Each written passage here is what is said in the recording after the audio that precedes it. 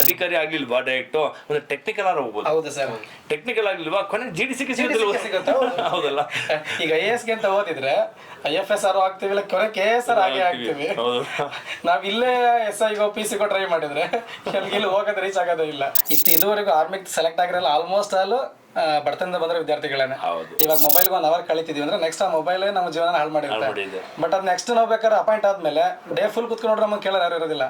ಈ ವಯಸ್ಸು ಸಾಧನೆ ಮಾಡೋ ವಯಸ್ಸು ಇದಲ್ಲ.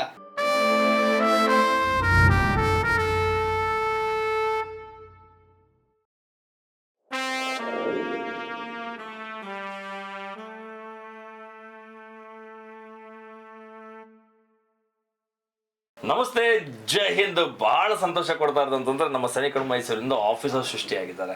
ಮುಂಚೆ ಕೂಡ ತುಂಬ ಆಫೀಸರ್ಸ್ ನಾವು ಸೆಲೆಕ್ಷನ್ ಮಾಡಿ ಕಳಿಸಿದ್ದೀವಿ. ಇವತ್ತು ನಮ್ಮ ಆಫೀಸರ್ಸ್ ಸೆಲೆಕ್ಷನ್ ಆಗಿ ಡ್ಯೂಟಿಯಿಂದ ಮತ್ತೆ ನಮ್ಮನ್ನ ಭೇಟಿ ಮಾಡೋಕೆ ಬಂದಿದ್ದಾರಲ್ಲ, ಇದು ಬಹಳ ಸಂತೋಷ ಕೊಡ್ತಾರೆ ಅಂಥದ್ದು. ಎಷ್ಟು ಮಕ್ಕಳು ಸೆಲೆಕ್ಷನ್ ಆದಮೇಲೆ ಕೆಲವು ಮಕ್ಕಳು ಬರ್ತಾರೆ, ಕೆಲವು ಮಕ್ಕಳು ಬರೋಕ್ಕಾಗೋದಿಲ್ಲ, ಏನೋ ಅವ್ರ ಕಮಿಟ್ಮೆಂಟ್ ಇರ್ತದೆ ಅಂದ್ಕೊಳ್ತೀವಿ.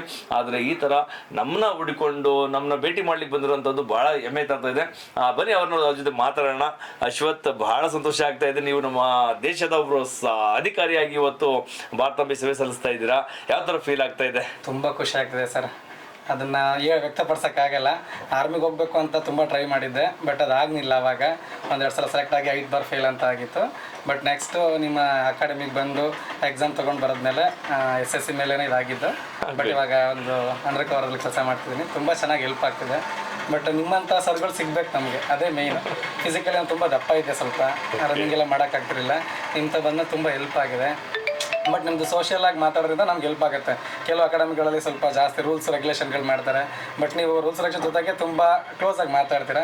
ಅದರಿಂದ ನಂಗೆ ತುಂಬ ಹೆಲ್ಪ್ ಆಗಿದೆ. ನನಗೆ ಇಂಡಿಯಾಗೆ ಸೇವೆ ಮಾಡಬೇಕು, ಭಾರತಾಂಬೆಗೆ ತುಂಬ ಆಸೆ ಇತ್ತು. ಬಟ್ ಅದು ನೀವು ನೋಡಿದ್ಮೇಲೆ ಸಖತ್ ನನಗೊಂಥರ ಮನಸ್ಸು ಜಾಸ್ತಿ ಫೀಲ್ ಆಗಿದೆ. KS ಮಾಡಬೇಕು ಅಂತ ಬರ್ದಿತ್ತು, ಬಟ್ ಇದೇ ಪಾಸ್ ಆಗಿದ್ದರಿಂದ ತುಂಬ ಚೆನ್ನಾಗಿದೆ.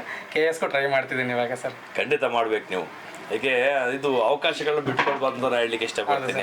ಇವತ್ತು ನಿಮ್ಮ ಮೀಸೆ, ನಿಮ್ಮಲ್ಲಿರುವಂಥ ಮುಖದಲ್ಲಿರುವಂಥ ಕಲೆ, ಆ ಕಳೆ ಏನಾಗ್ತದೆ ಅಂತಂದ್ರೆ ಎಲ್ರಿಗೂ ಕೂಡ ಒಂದು ವಿಶ್ವಾಸನ ಹೆಚ್ಚು ಮಾಡ್ತಾ ಇದೆ.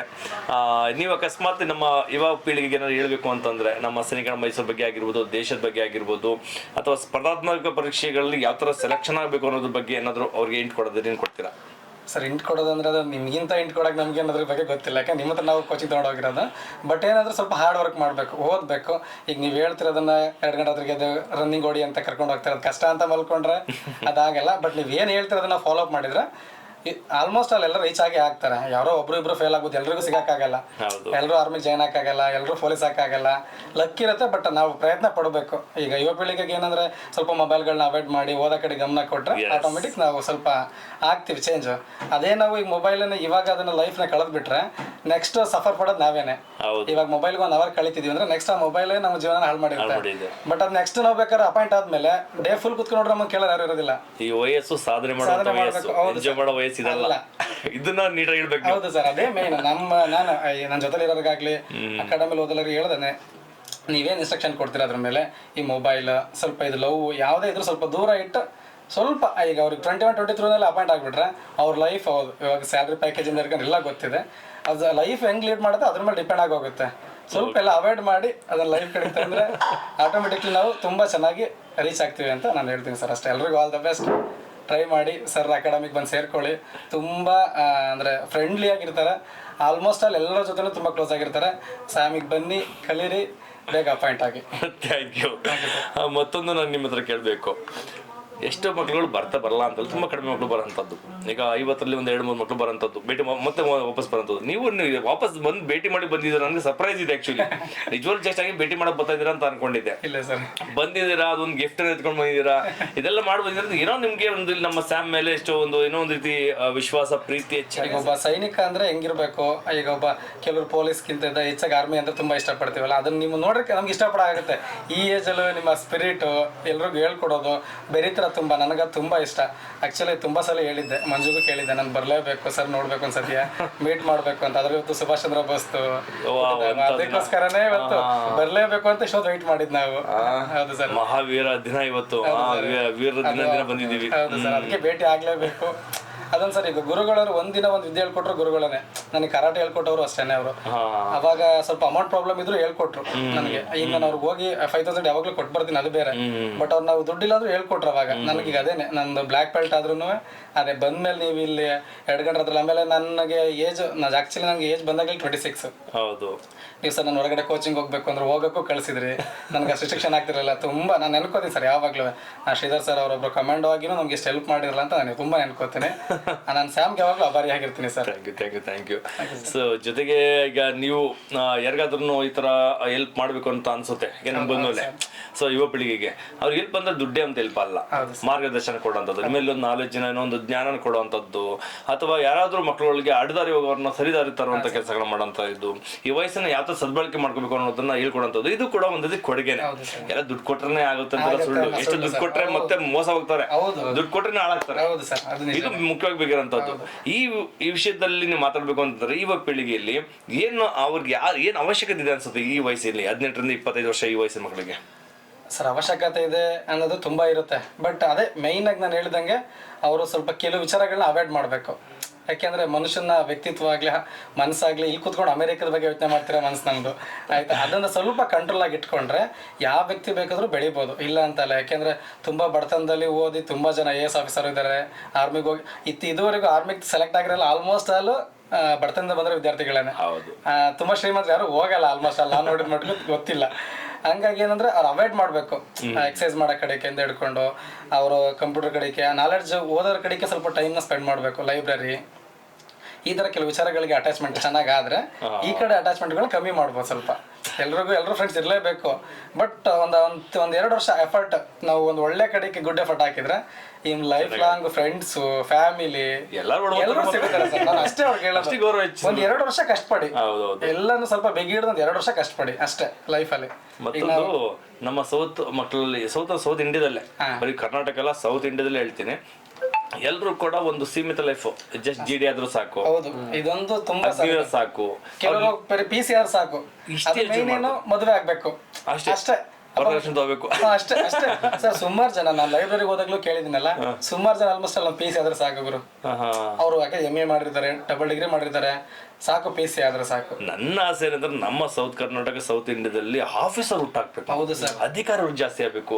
ನಾರ್ತ್ ಇಂಡಿಯಾದಲ್ಲಿ ಬೇಜಾನ ಅಧಿಕಾರಿಗಳು, ಕಡು ಬಡವ ರಾಜ್ಯ ಅಂತೀವಿ ಬಿಹಾರದ ಎಷ್ಟೋ ಆಫೀಸರ್ಗಳಿದ್ದಾರೆ. ಬ್ಯಾಂಕ್ ಅಲ್ಲಿ ಹೋಗಿ ಎಲ್ಲ ಆಫೀಸರ್ಸ್ IAS ನೋಡಿ ಅಲ್ಲಿಂದ, IPS ನೋಡಿ ಅಲ್ಲಿಂದಾನೆ, ಮಿಲಿಟರಿ ಆಫೀಸರ್ ನೋಡಿ ಅಲ್ಲಿಂದ. ಅದು ನಮ್ಮ ಸೌತ್ ಅಲ್ಲಿ ಯಾಕೆ ಈ ತರ ಬರೀ ಚಿಕ್ಕ ಲೆವೆಲ್ ಅಲ್ಲಿ ಯೋಚನೆ ಮಾಡ್ತಾರೆ? ಅವ್ರ ಎಜುಕೇಶನ್ ಇದೆ, ನಾಲೆಜ್ ಇದೆ, ಎಲ್ಲ ವ್ಯವಸ್ಥೆಗಳಿದೆ. ಅದನ್ನ ಜಸ್ಟ್ ಅವರು ಇಷ್ಟೇ ಲೈನ್ ಹಾಕೊಂಡು ಬಾರ್ಡರ್ ಲೈನ್ ಅಷ್ಟೇ, ಅವ್ರಿಗೆ ಸಾಕಿಷ್ಟೇ ಅಂತ ಹಾಕೊಂಡ್ಬಿಡ್ತಾರೆ. ಮುಂದೆ ಹೋದ್ರೆ ಇನ್ನೊಂದು ಹೆಜ್ಜೆ ಮುಂದಕ್ಕೆ ಹೋದ್ರೆ ಆಫೀಸರ್ ಆಗ್ತಾರೆ. ಅದಲ್ಲ, ಇದನ್ನ ನಾನು ಏನಾದ್ರು ಕೇಳ್ಕೊಳ್ಳೋಕೆ ಇಷ್ಟಪಡ್ತೀನಿ. ಮೊದಲು ನೀವು ಅಧಿಕಾರಿ ತಯಾರಾಗಿ, ಅಧಿಕಾರಿ ಆಗ್ಲಿಲ್ವಾ ಡೈರೆಕ್ಟ್ ಒಂದು ಟೆಕ್ನಿಕಲ್ ಆಗಿ ಹೋಗ್ಬೋದು. ಟೆಕ್ನಿಕಲ್ ಆಗ್ಲಿಲ್ವಾ ಕೊನೆ GD ಸಿಗುತ್ತೆ. ಹೌದಲ್ಲ, ಈಗ IAS ಗೆ ಅಂತ ಓದಿದ್ರೆ IFSR ಆಗ್ತೀವಿ, ಕೊನೆ KSR ಆಗೇ ಆಗ್ತೀವಿ. ನಾವ್ ಇಲ್ಲೇ SI PC ಟ್ರೈ ಮಾಡಿದ್ರೆ ಎಲ್ಲಿಗೆ ಹೋಗೋದು ರೀಚ್ ಆಗೋದೇ ಇಲ್ಲ. ಆಯ್ತು ಸ್ನೇಹಿತರು, ನೋಡಿದ್ರಲ್ಲ ನಮ್ಮ ಒಬ್ಬ ಅಭ್ಯರ್ಥಿ ನಮ್ಮ ಸ್ಯಾಮ್ಗೆ ಬಂದು ನಮ್ಗೆ ಇದು ದೊಡ್ಡ ಗೌರವ ಅಂತ ಹೇಳಲಿಕ್ಕೆ ಇಷ್ಟಪಡ್ತೀನಿ. ನಿಜವಾಗ್ಲೂ ಕೂಡ ಯಾರೋ ಒಂದು ಬಂದ್ಬಿಟ್ಟು 1 ಲಕ್ಷ ರೂಪಾಯಿ ತಂದು ಇಟ್ಬಿಟ್ರು ನಂಗೆ ನಿಜವಾಗ್ಲೂ ಖುಷಿ ಆಗಲ್ಲ. ಅದರಿಂದ ನನಗೆ ಏನಂತದಲ್ಲ, ದುಡ್ಡು ಬರ್ತದೆ ಹೋಗುತ್ತೆ. ಬಟ್ ನಮ್ಮ ಕ್ಯಾಂಡಿಡೇಟ್ ಸೆಲೆಕ್ಷನ್ ಆಗಿರೋ ಮಕ್ಕಳುಗಳು ಬಂದು ನಮ್ಮನ್ನ ಮಾತಾಡಿಸಿ ಗೌರವಿಸಿ ಬಂದು ಹೋಗ್ತಾರಲ್ಲ, ಅದು ಬಹಳ ಸಂತೋಷ ಕೊಡುವಂಥದ್ದು. ಇವತ್ತು ನಿಜವಾಗ್ಲೂ ತುಂಬ ಖುಷಿ ಆಗ್ತಾ ಇದೆ. ಅಶ್ವಥ್, ಭಗವಂತ ಒಳ್ಳೇದು ಮಾಡಲಿ, ಆದಷ್ಟು ಬೇಗನೆ ಇನ್ನಷ್ಟು ಒಳ್ಳೊಳ್ಳೆ ಪ್ರಮೋಷನ್ ತಗೊಂಡು ದೊಡ್ಡ ಮಟ್ಟ ಬೆಳೀಲಿ, ಇನ್ನಷ್ಟು ನಿಮ್ಮ ಕಡೆಯಿಂದ ಆಫೀಸರ್ ಹುಟ್ಟಾಕಿ ಅಂತ ಹೇಳಿಕ್ಕೆ ಇಷ್ಟಪಡ್ತೀನಿ. ನಮ್ಮ ಸ್ಯಾಮ್ ಒಂದು ದೊಡ್ಡ ಕ್ಯಾಂಪಸ್ ಮಾಡ್ತಾ ಇದೆ, ಅಲ್ಲೂ ನಾನು ಆದಷ್ಟು ಟ್ರೈ ಮಾಡ್ತೀನಿ. ನಿಮ್ಮಂಥವ್ರು ರಜೆ ಬಂದಾಗ ಅವ್ರಿಗೆ ಸ್ವಲ್ಪ ಆಫೀಸರ್ ಬಗ್ಗೆ ಸ್ವಲ್ಪ ನಾಲೆಜ್ ಕೊಡುವಂಥದ್ದು, ಯಾವ ಥರ ತಯಾರಿ ಆಗಬೇಕು, ಒಂದು ಕಾಂಪಿಟೇಟಿವ್ ಎಕ್ಸಾಮ್ಸ್ ಆಗಿರ್ಬೋದು, ಡೈಲಿ ರುಟೀನ್ ಯಾವ ಥರ ಇರಬೇಕು, ಯಾವ್ದಾದ್ರು ಒಂದು ಸಣ್ಣ ಪಟ್ಟು ನೀವು ಹೇಳ್ಕೊಟ್ಟು ಹೋದ್ರೆ 1-2 ದಿನ ಬಂದಾಗ ಆ ಮಕ್ಕಳುಗಳಿಗೆ ಏನೋ ಒಂದು ಪ್ರೇರಣೆ ತುಂಬಂತಾಗುತ್ತೆ. Thank you so much. ಒಳ್ಳೇದಾಗ್ಲಿ. Thank you so much. Thank you.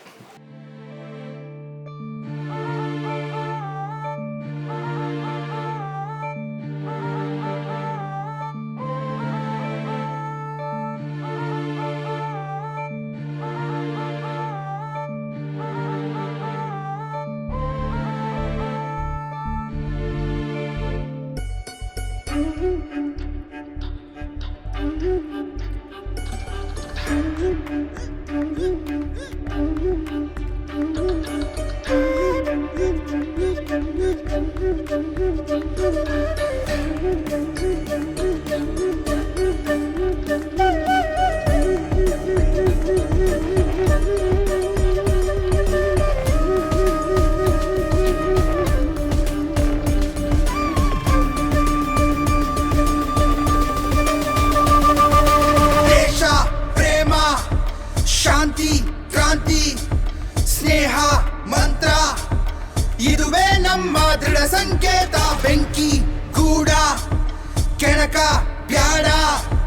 Jwala ಮುಗಿಯೇ ನಾವು ಸ್ನೇಹಕ್ಕೂ ಬದ್ಧ ಸಮರಕ್ಕೂ ಸಿದ್ಧ. बोलो भारत माता की, बोलो भारत माता की, बोलो भारत माता की. ಕನ್ನಡ ಮಾತೆಗೆ, ಕನ್ನಡ ಮಾತೆಗೆ, ಕನ್ನಡ ಮಾತೆಗೆ. ಜಯವೆನ್ನಿ ಜಯವೆನ್ನಿ ಮತ್ತೆ ಮತ್ತೆ ಜಯವೆನ್ನಿ ಮನ ತುಂಬಿ ಜಯವೆನ್ನಿ ಭಾರತಾಂಬೆಗೆ. ಜಯವೆನ್ನಿ ಜಯವೆನ್ನಿ ಮತ್ತೆ ಮತ್ತೆ ಜಯವೆನ್ನಿ ವಿಶ್ವವನ್ನೇ ಬೆಳಗಿಸುವ ಭಾರತಾಂಬೆಗೆ. ಗಂಧ ಜೀವಾದಾತು ಸತ್ಯ ಧರ್ಮದ ರೆಕ್ಕೆಯೋ, ಸೈನ್ಯದ ಕಿಡಿಯು ಸಿಡಿಲಿನಂತೆ ಹತ್ತಿ ಪಡೆಯೋ ಬೇಟೆಯೋ. ಯುದ್ಧಕ್ಕಾಗಿ ಸಿದ್ಧರಾಗಿ ಸಿಡಿಲ ಮರಿಗಳೇ, ಹೆಜ್ಜೆ ಎರಡು ದಾರಿ ಹಲವು ವಿಶ್ವ ಗುಡಿಗಳೇ. ನಮ್ಮದಿ ಬಾವುಟ ನೀಲಿ ನವದಿ ಹಾರುತ, ನಮ್ಮದಿ ಭೂಪಟ ತಾರೆಯಂತೆ ಮಿನುಗುತ್ತ. ನಮ್ಮದಿ ಬಾವುಟ ತಾಯಿ ಪ್ರೀತಿ ತೋರುತ, ನಮ್ಮದಿ ಭೂಪಟ ಧರ್ಮವನ್ನು ಸಾರುತ್ತ.